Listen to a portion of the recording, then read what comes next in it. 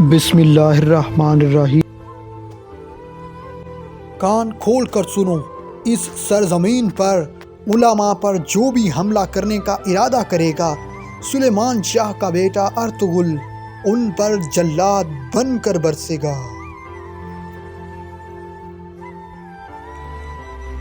جس کا کوئی خواب نہیں، اس کا کوئی مستقبل نہیں۔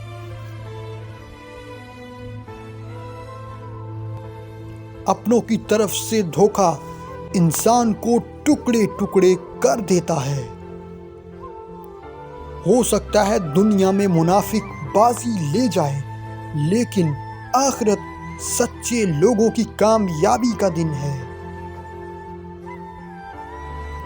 حق کی راہ پر چلنے والوں کو میرا رب کبھی تنہا نہیں چھوڑتا۔ مسلمانوں کی تاریخ شیروں سے بھری پڑی ہے، اپنی تاریخ پر ایک نظر ڈالو۔ ضروری نہیں کہ جیت ہمیشہ طاقتور کی ہو، اللہ جس کے ساتھ ہو، جیت ہمیشہ اسی کی ہوگی۔